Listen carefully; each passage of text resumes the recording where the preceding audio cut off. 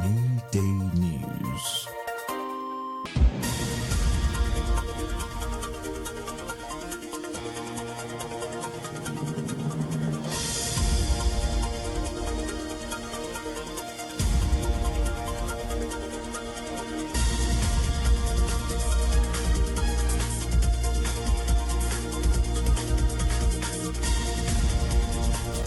Good afternoon and welcome. I am Ibrahim Adebayo with the Carnival Radio Midday News.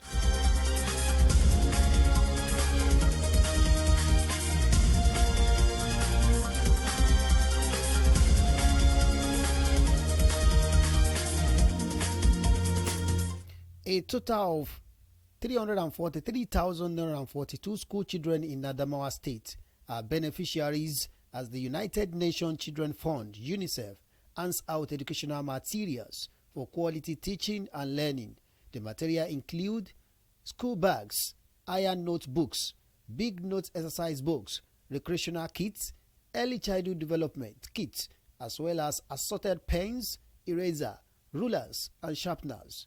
There are also a number of packages called School in a Box, each of which contains teaching and learning resources for 40 pupils, aimed at providing a functional alternative for communities without formal school setting.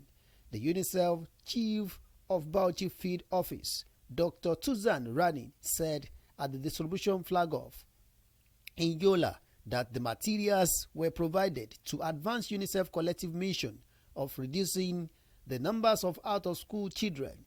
In his remark, the executive chairman, Adamawa State Universal Basic Education Board, ADSUBEB, Dr. Muritala Umaru Babayi, said the state government was deeply grateful to UNICEF for its steadfastness in helping children with the materials that require for quality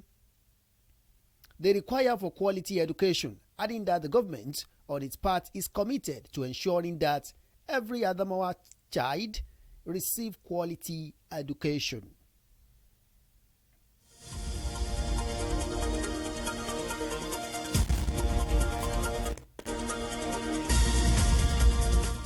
Meanwhile, wife of Lagos State Governor Mrs. Ibijoke Sanwo-Olu has called members of the National Youth Service Corps (NYSC) deployed to Lagos State for 1 year national service to be an agent of positive impact for the growth of Nigeria. Mrs. Sanwo-Olu made the call during an interactive session with the 2024 Batch B Stream 1 Corps members undergoing orientation at the NYSC camp Iyana Ipaja. She noted that the NYSC scheme has fostered youth engagement and sustained the vision of its founding fathers, who believed in a united Nigeria despite differences in language, culture, and religion.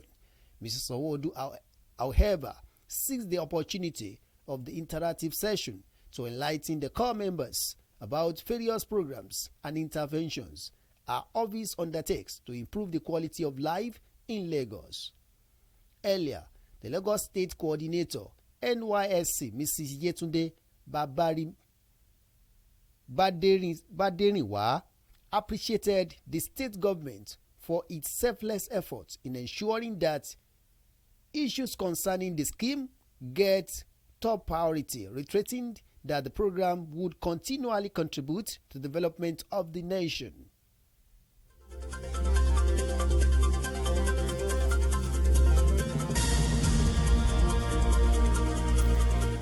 In another news, kidnappers of the Benue State Polytechnic acting rector, Emmanuel Baki, have contacted family demanding 70 million naira as ransom for his release. It was reported that 3 staff, including the acting rector, were reportedly adopted on Thursday while they were traveling back to Ugbokolo from an official assignment in Makurdi.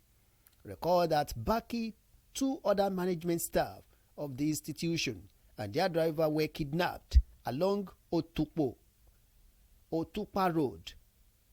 One of the victims was later released due to ill health. According to a source close to the rector family, who wished to remain anonymous, said the kidnappers had contacted the family demanding a ransom of 70 million naira. The state police public relations officer, Catherine Anene, confirmed the adoption and stated that an investigation was ongoing, while the security advisor to the governor, Joseph R., also confirmed the incident but mentioned he was unaware of any ransom demand.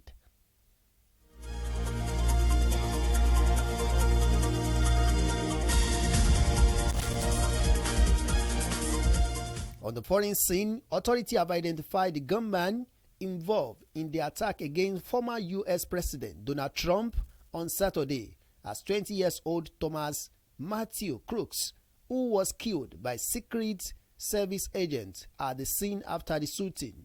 The FBI named Crooks in a statement today, identifying him as a resident of Bethlehem Park, Pennsylvania, about 35 miles south of Butler, where Trump was holding his rally. Crooks fires on Trump while perched on a nearby building rooftop outside the rally security perimeter before being killed by the Secret Service, according to law enforcement officials. The authorities said that Trump was injured while the shooting left one rally attendee dead and other in critical condition. Also, the FBI urged members of the public to submit any information they have through their agency website, including photos or videos of the shooting.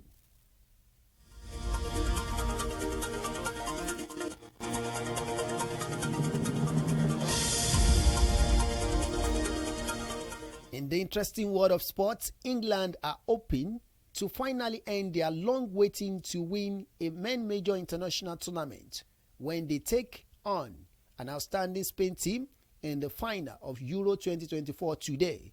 The match at the Olympia Stadium in Berlin kick off at 9 p.m. and we bring the curtain down on a month of football in which Spain feature teenage sensation Lamine Yamal, who have been comfortably the most impressive side. They have already eliminated several of the continent heavyweights while winning all 6 matches en route to the final as they aim to become European champion for a record 4 times after 1964, 2008 and 2012. England, meanwhile, have often struggled against lesser opposition but produced their best performance yet in beating Netherlands in the semi-final when Oli Watkins came off the bench to score and seal a 2-1 victory. The Olympia Stadium was also the venue of the 2006 World Cup final when Italy beat France at penalties.